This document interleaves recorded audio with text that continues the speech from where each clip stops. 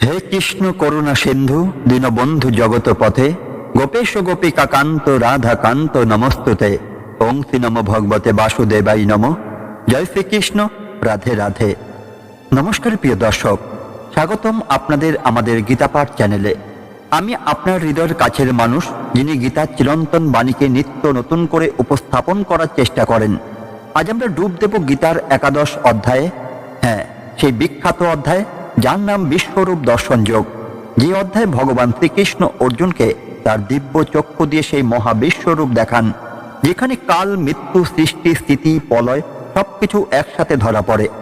আজকের আলোচনার মূল বিষয় হচ্ছে গীতা একাদশ অধ্যায়, শ্লোক সংখ্যা 14।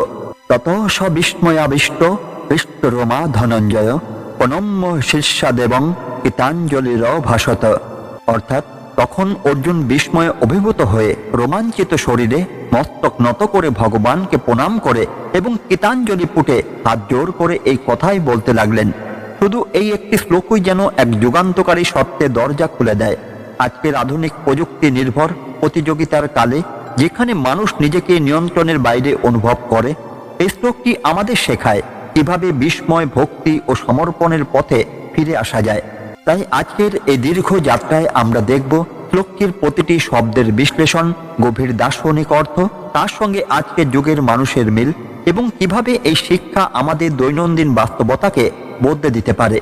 চলুন শুরু করা যাক। প্রথমে একটু প্রেক্ষাপট বুঝে নেওয়া দরকার। গীতার একাদশ অধ্যায়ের শুরুতে অর্জুন ভগবানকে তার বিশ্বরূপ দেখতে চান। তিনি কৃষ্ণকে বলেন, হে যোগেশ্বর, আপনি যদি মনে করেন আমি তা দেখতে সক্ষম, তাহলে আমাকে আপনার অমৃতময় বিশ্বরূপ দেখান।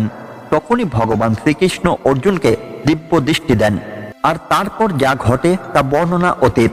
অর্জুন দেখেন সমগ্র ব্রহ্মাণ্ড, অসংখ্য সূর্য, চন্দ্র, গ্রহ, নক্ষত্র সবকিছু একই শরীরে। তিনি দেখেন দেবতা, ঋষি, গন্ধর্ব, দানব সবাই সেই এক মহাশরীরে।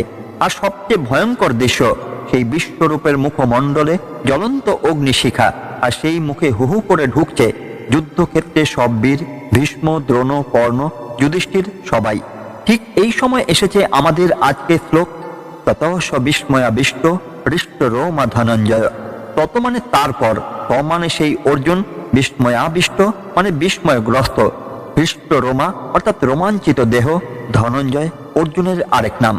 বুঝুন তো দৃশ্যটি, যে অর্জুন পৃথিবীর সেরা ধনুর্ধর, যে কখনো যুদ্ধক্ষেত্রে কম্পিত হয়নি, তার শরীর লোম দাঁড়িয়ে যাচ্ছে, চোখের সামনে এক অলৌকিক, অকথ্য, ভয়ানক ও মঙ্গলময় দৃশ্য।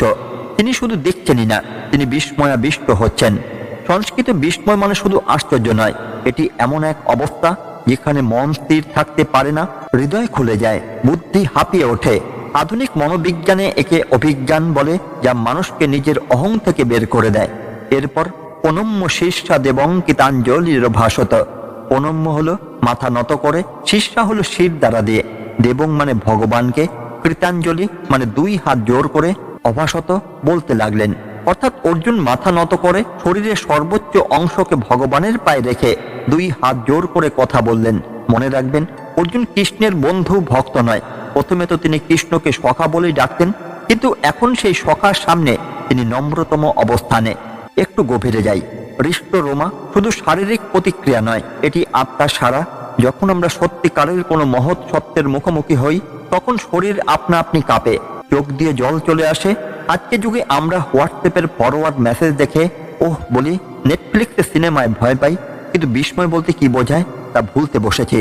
অর্জুনের রোমাঞ্চ আমাদের মনে করিয়ে দেয় সত্যিকারের অনুভূতি শরীরে ছাপ আছে। আর প্রণাম, আজকের যুগে মাথা নত করা মানেই দুর্বলতা। আমরা বলি আমি কারো কাছে মাথা নত করব না, আমি স্বাবলম্বী। কিন্তু গীতা বলছে সত্যিকার পরম সত্তার সামনে মাথা নত করাই প্রকৃত শক্তি। কারণ যে নিজের অহংকে নত করতে পারে, সেই উঁচুতে উঠতে পারে।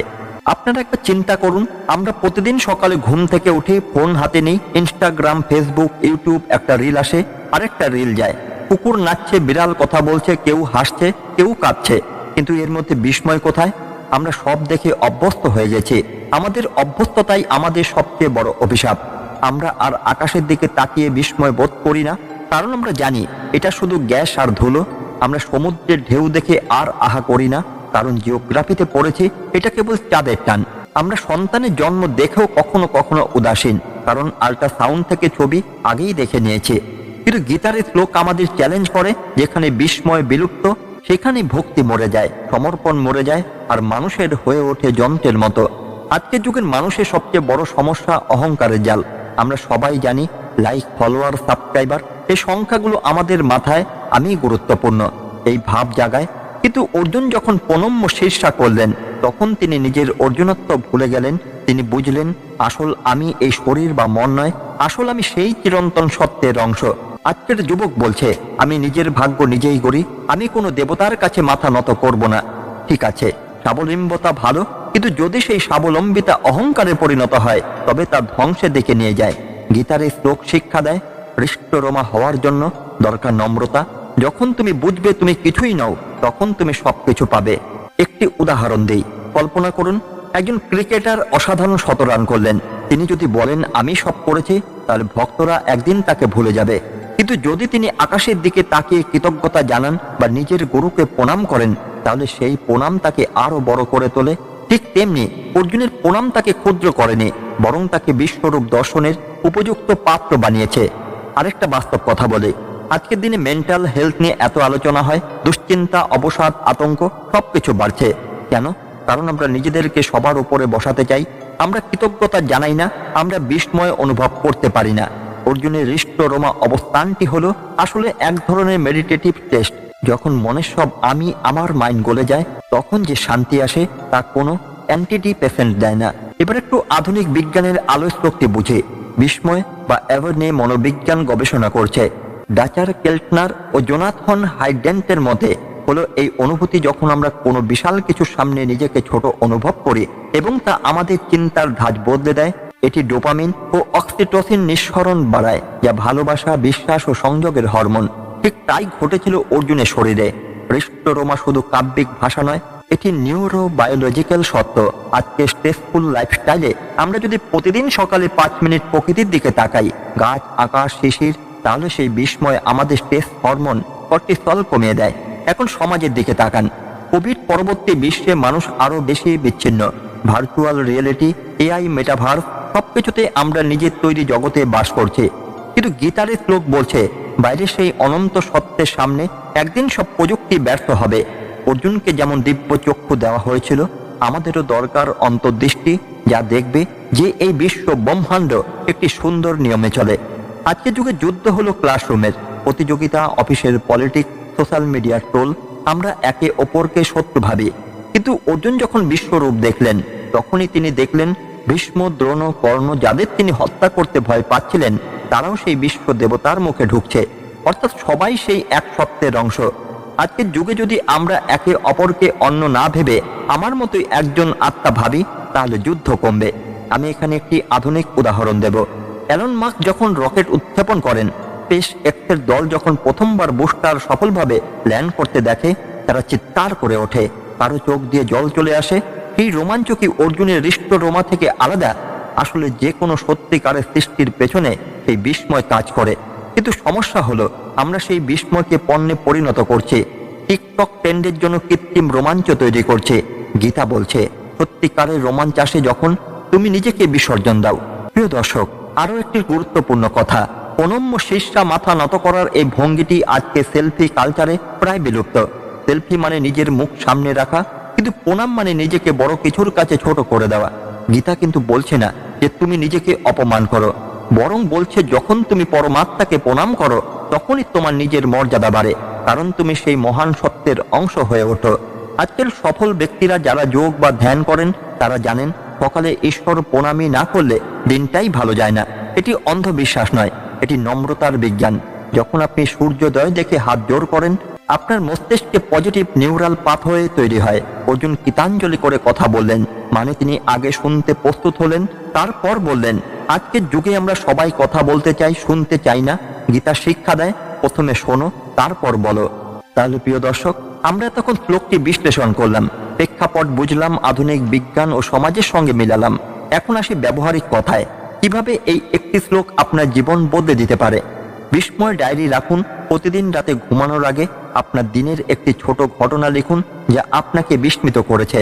সেটা হতে পারে আপনার সন্তানের প্রথম হাসি, ফুটপাতে ফুটে ওঠা একটি ফুল, কিংবা আকাশে মেঘের অসাধারণ আকার। প্রথমে মনে হবে কিছু নেই, কিন্তু এক সপ্তাহ পর আপনার চোখ খুলে যাবে। আপনি হৃষ্টরোমা হতে শিখবেন। প্রণাম মুহূর্ত তৈরি করুন। দিনে অন্তত একবার 30 সেকেন্ডের জন্য চোখ বন্ধ করে মাথা নত করে কৃতজ্ঞতা জানান। কাউকে না, শুধু সেই চিরন্তন সত্যকে যিনি এই জটিল বিশ্ব পরিচালনা করছেন। অফিসে ডেস্কে বসে, বাসের জানালায়, এমনকি টয়লেটে দাঁড়িয়েও আপনি মানসিক প্রণাম করতে পারেন। এই অভ্যাস অহংকে গলায়। নিজের যুদ্ধক্ষেত্র চিহ্নিত করুন। অর্জুন যুদ্ধে ভয় পাচ্ছিলেন, আপনার যুদ্ধ কি?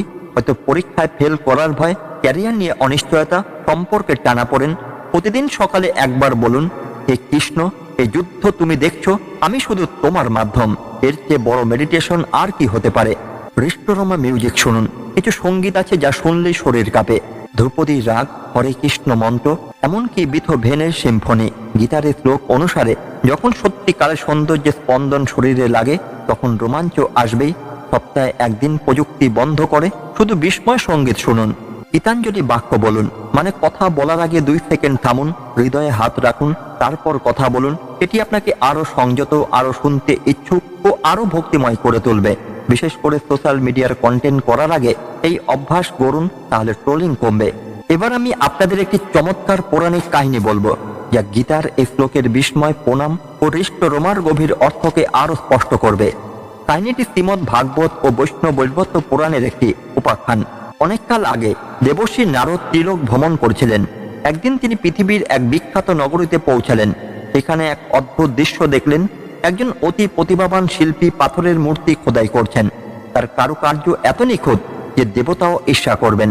শিল্পীর নাম ছিল শিল্পবান। নারদমুনি কাছে গিয়ে দেখেন, শিল্পবান নিজের তৈরি এক অপ্সরা মূর্তির সামনে দাঁড়িয়ে আয়নায় নিজের মুখ দেখছেন আর গর্ব করে বলছেন, আমার মতো শিল্পী এই জগতে দ্বিতীয় নেই। এই মূর্তি দেখে স্বয়ং বিশ্বকর্মাও লজ্জা পাবেন। আমি কাউকে প্রণাম করি না, কারণ আমি সেরা। নারদমুনি হেসে বললেন, হে শিল্পবান, তুমি কি জানো আসল বিস্ময় কোথায় লুকিয়ে আছে? শিল্পবান অহংকারে ফুলে বললেন, বিস্ময়? এ দেখুন আমার হাতের কাজ, এটাই বিস্ময়। নারদ বললেন, তবে কাল সকালে সূর্যোদয়ের সময় এই নগরীর প্রান্তে যে মাঠ আছে, সেখানে এসো, আমি তোমাকে সত্যিকারের বিস্ময় দেখাবো। কিন্তু শর্ত একটাই, যা দেখবে তাতে তোমার হৃষ্টরোমা হবে কিনা আর মাথা নত করতে পারবে কিনা, সেটাই পরীক্ষা। শিল্পবান হেসে রাজি হলো। সে ভাবল, আমি তো সব দেখেছি, কি আর দেখাবেন মনে। পরদিন সূর্য উদয়ের ঠিক আগে শিল্পবান মাঠে এলো। নারদমুনি উপস্থিত। নারদ বললেন, চোখ বন্ধ করো। শিল্পবান চোখ বন্ধ করলো। নারদমুনি তার হাত শিল্পবানের চোখে স্পর্শ করলেন, দিব্য দৃষ্টি দান করলেন। শিল্পবান চোখ খুলে যা দেখলো, তাতে সে হতবাক। সমগ্র মাঠ জুড়ে এক বিশাল বিশ্বরূপ, ঠিক গীতার অর্জুনের মতো। সে দেখলো সেই মূর্তির প্রতিটি ছিদ্র দিয়ে বেরিয়ে আসছে অসংখ্য সূর্য, চন্দ্র, তারা। সে দেখলো তার খোদাই করা অপ্সরা মূর্তিটি সেই বিশ্বরূপের একটি ক্ষুদ্র অঙ্গুলি নখের ওপর একটি ধূলি কণার মতো নাচছে। আর সে দেখলো নিজেকে সেই বিশ্ব দেবতার চোখের পাপড়ির লোমকূপের ভেতরে একটি পরমাণু। শিল্পমানের শরীর থরথর করে কাঁপতে লাগলো। তার গায়ে লোম দাঁড়িয়ে গেল, হৃষ্টরোমা। তার চোখ দিয়ে অনর্গল জল পড়তে লাগলো। সে বিস্ময়াবিষ্ট হলো। তার অহংক যেন মুহূর্তে গলে গেল। সে প্রণম্য শীর্ষা, অর্থাৎ মাথা নত করে মাটিতে লুটিয়ে পড়ল। গীতাঞ্জলি করে হাত জোর করে বলল, হে প্রভু, আমি কে? আমি তো কিছুই নই। আমার সেই মূর্তি, এ তো আপনার নখের ধুলির সামনে তুচ্ছ। আমাকে ক্ষমা করুন। নারদ মুনি বললেন, হে শিল্পবান, আজ তুমি সত্যিকারের শিল্পী হলে, কারণ বিস্ময়ের সামনে নিজেকে নত করা না জানলে সব শিল্প অহংকারের পুতুল। তোমার রোমাঞ্চিত শরীরের প্রমাণ করে তুমি এখন ভক্তি পথে এলে। শিল্পবান সেই দিন থেকে প্রতিদিন সূর্যোদয়ের সময় মাথা নত করত। তার তৈরি মূর্তি আরো প্রাণবন্ত হতো, কারণ এখন সে জানত তিনি দেবং, ভগবান সব কিছুর মধ্যেই আছেন। এখন এই কাহিনী আজকে যুগে কি বলে? আজকে শিল্পবানরা হচ্ছেন সেই সব ইনফ্লুয়েন্সার, ক্রিয়েটার, সিও যারা ভাবেন আমি সেরা, আমার কন্টেন্ট ভাইরাল, আমি গড অফ সোশ্যাল মিডিয়া। তারা কাউকে প্রণাম করেন না, তাদের বিস্ময় মরে গেছে। ফলে তারা সাফল্যের চূড়ায় পৌঁছে ভেতরে শূন্য বোধ করেন। গীতার এই শ্লোকের পৌরাণিক কাহিনী শিক্ষা দেয়, যখন তুমি নিজের অহংকারে মূর্তি খোদাই করতে ব্যস্ত, তখন পিছন ফিরে একবার সেই অনন্ত বিশ্বরূপের দিকে তাকাও, প্রকৃতির দিকে তাকাও। একটি ফুল ফোটা জটিলতা, একটি শিশুর কান্না শক্তি, একটি গ্যালাক্সির পথ চলা, সেখানেই বিস্ময়, সেখানেই রোমাঞ্চ।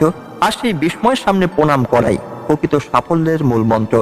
আপনারা যারা এই কাহিনী শুনলেন, আজই একবার মাথা নত করে দেখুন, নিজের অহংকে নত করুন, দেখবেন হৃষ্ট রোমা হওয়া কত সহজ আর কত সুন্দর। প্রিয় দর্শক, আজকের এই দীর্ঘ আলোচনার শেষ প্রান্তে এসে আমি শুধু এটুকুই বলতে চাই, গীতার একটি শ্লোকও অমৃতের সমান, আর একাদশ অধ্যায়ের এই 14 নং শ্লোকটি যেন একটি সোনালী চাবি। এটি আমাদের দরজা খুলে দেয় বিস্ময়ের, ভক্তির, আত্মসমর্পণের। আজকের যুগ, যে যুগে আমরা রোবটের মতো বাঁচতে শিখেছি, আবেগগুলোকে বুলেট পয়েন্টে সাজাই, যেখানে ও বলার সময় নেই, সেই যুগে গীতার এই বাণী চিৎকার করে বলছে, থামো, তাকাও, বিস্মিত হও, মাথা নত করো, তবেই তুমি সত্যিকারের মানব। আপনারা যারা গীতা পাঠ করেন, যারা এই প্রাচীন জ্ঞানকে বুকে ধারণ করেন, আপনাদের অনুরোধ, আজ থেকেই এই শ্লোকটিকে জীবনের অংশ করুন। শুধু মুখস্থ নয়, হৃষ্টরমা হওয়ার চেষ্টা করুন। প্রকৃতির প্রতিটি কোণায় কৃষ্ণকে দেখুন, অর্জুনের মতো বলতে শিখুন, প্রণম্য শীর্ষা দেবং। শেষ করব একটি ছোট প্রার্থনার মাধ্যমে।